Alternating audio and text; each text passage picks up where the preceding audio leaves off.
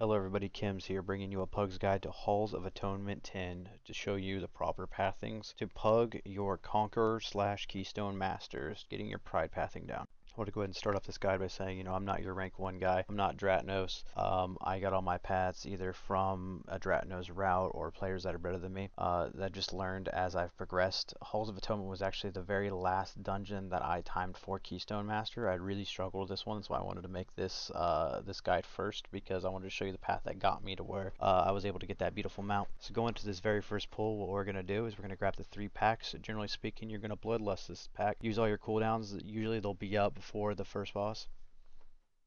So as we finish up this pull right here, we're going to continue down the normal pathing. We're going to go down the right side here. Ideally, you'll have a Venthyr in order to tame the Gargoyle. Makes this trash dramatically easier, especially on fortified weeks. Now going to this pull, you're going to make sure you grab the little Dredger Groundskeeper guys on the right side right here by the boxes. It is important to get that percentage for later on in the route. Now as we clean up this big pull right here, what we're going to do is we're going to be mindful of our healer's mana. Obviously mine is still just under half mana, so it should be good to go into the next pull. This next pull right here isn't really difficult. The only hard part is it does go straight into Pride. So we need to be really mindful of everybody's cooldowns. We need to save AMZ. We need to save whatever we need to depending on the group composition in order to take down this Pride effectively. So as we go ahead and finish this pull, we're going to go straight into Pride. So the Pride here is pretty easy. The main key points that pugs struggle with in my experience with Prides is as soon as you get the 4 beams around you, it's best just to stand still. Because if you stand still, then everybody can just slowly inch to the left or the right or whichever direction they need to go to avoid it. It's whenever you got hunters in the back or mages in the back that are just going left and right a whole bunch that you're going to snipe your tank, you're going to snipe your healer, and you're going to cause the wipe. Um, According to Blizzard, the Prides are not fortified to my knowledge, but it really feels like on fortified weeks they're dramatically harder. So as we go ahead and finish up this Pride, we're just going to go ahead and go into the next room. You're going to pull this as normal. You just yank the 2 groups together. You got to make sure the chain gets aggro, misdirects, all that good stuff. We're probably going to go ahead and skip past this. So going up into this pull right here, I like to only pull 2 because it really depends on your group composition's mobility. A lot of the times people forget to mount, or I simply being a demon hunter, I'll just be the first one up here. So I grab these 2. It also makes it easier on fortified weeks because the next pull is going to pull into Pride. So as we go ahead and target these guys down, you're going to yank the big guy, the caster, and the dredgers on the side all together. So a few important things to note about this next pool is obviously it's going to spawn Pride. It looks like a large pool, but you really want to try to save your DPS cooldowns. On Tyrannical weeks, it doesn't matter as much as it does Fortified. But the following pool after the Pride is probably the hardest pool in the dungeon, especially for the tank, since you're dealing with multiple of the Gorgon bears that put just an absolute brutal bleed on your tank. You have absolutely no room to kite. So coming out of Pride right here, we're going to go ahead and take that Pride buff. We're going to jump down off of this ledge. You're going to grab this initial pack right here as soon as you fall, the dredgers and the incoming dredger. One very important part of this pull and the pathing in general, if you want to keep your percentages correct, you want to avoid the patrol of the 2 Gorgons and the archers. To this big pull right here, this is the one you're going to be using all of your cooldowns on. Most of the time they'll be up before boss, give or take. After this pull right here, we're going to go ahead and pull into the next 2, into the big guy. It's really up for debate on fortified weeks. I like to pull the initial casters standing in front by themselves because the big shards do a lot of damage with their AoE to the entire group, but they can be outranged. Not a lot of people seem to know that or use that tactic effectively. But after this right here, we will go ahead and proceed to skip the patrol and then go straight into the middle. So now obviously after we see us kill this shard right here, we got really lucky with our patrol pathing. You're going to go ahead and go back towards the ledge you came, and then you're going to go ahead and hang a left right up here. You're going to hop the fence. You need to avoid that patrol right there within the gate and the patrol on the other side of the gate. It doesn't always path out this way. One great way to do it is you could ask people to bring invis pots. It's really difficult to do in a pug. Usually I avoid any sort of invis strategy, but it could make sure that you effectively keep your time while trying to do these skips. I'm going to go ahead and grab the Gorgon or the Gargoyle right here. Obviously, it makes it much easier if you have the Gargoyle on Fortified. On Tyrannical, usually you save the Gargoyle for the boss. This is only a 10, so I just went ahead and got rid of the trash real quick. So coming out of this pool right here, you are going to be spawning a Pride. That Pride's going to be used right away for the boss. So there's a couple different ways you can do it. You could have a DPS run to the sides if the patrols are really good and grab a gargoyle in order to come and fight the boss with you. Absolutely not necessary unless you're doing a much higher key level, like 15, 16s. I see people doing it.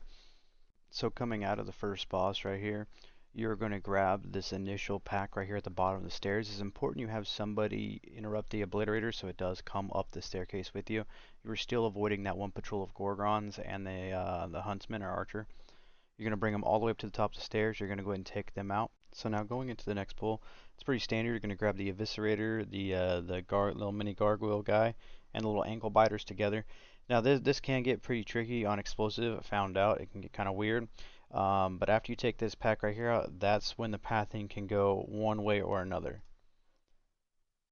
So after this pull right here, what you're gonna do is you're gonna pay attention to the both the gargoyles at the bottom of the stairs. One of them or both of them will always be at stone. You also have this patrolling gargoyle. Depending on what pathings you got and where you're at on time, you can either grab the patrolling gargoyle, you can run past like we did right here, grab one of the gargoyles. You can run past like we did here, and a DPS grabs both the gargoyles because you get unlucky. Either way, we have factored in potential mishaps with our percentage so we can still get pride properly. That's the reason why we avoided a dredger pack before, way back early in the dungeon, so we have this opening right now. So after the first gargoyle, you're going to go ahead and come down. You're going to grab the second gargoyle. Ideally, it'll be out of stone. We got really lucky there. And you're going to go ahead and take down this gargoyle. But the issue with playing your whole path to contingency plans on potential mishaps in this one section is we are going to have to go down and grab those two adds on the side of the stairs in order to make our pride. Overall, this is probably a 20 or 30 second DPS loss as opposed to grabbing the dredgers way back at the beginning of the dungeon in order to cause pride to spawn on your second gargoyle. But I think a 20-second DPS loss is well worth saving a potential mishap where you're getting pride in the middle of a really bad pull, especially on like fortified weeks. So we're going to go ahead and come on down. We're going to grab these. We're going to pull them up. That's going to right there is going to spawn pride, and we take that straight into the boss. So after taking down Pride right here, all you're going to do is you're just going to go ahead and go straight to the boss. We're going to go ahead and take him out. It's important that you guys on Tyrannical Weeks, you absolutely utilize the mechanics of leaping on the stone statues, all that stuff right there. As you kill them, they're going to do massive AoE. It will effectively take down your group if you burst them all at once, if your healer isn't prepared to like Spear Link and all their cooldowns. After the boss, you're just going to go ahead and go into this pool right here. We take it down as normal. Nothing at all special. The dungeon from this point forward pretty much plays itself out. But there are one or two more things you can do to give yourself an edge on making the timer right here. So going to this pool right here, obviously it's very standard to go ahead and taunt one, pull it out. You're going to line of sight it into the next room for your group to AoE down. On fortified weeks, what I like to do is I like to grab one of the gargoyles and use it to kill this trash because this is not a fun pull on fortified. On tyrannical weeks like this week right here, you're going to save both gargoyles for the boss. You pull one up into the boss chamber like you're going to see me do here shortly, and then you would have a hunter or something shoot the other one through the gate, and you'll pull it up and somebody will tame it, and you'll get two effectively on the boss, reducing the time to kill it dramatically.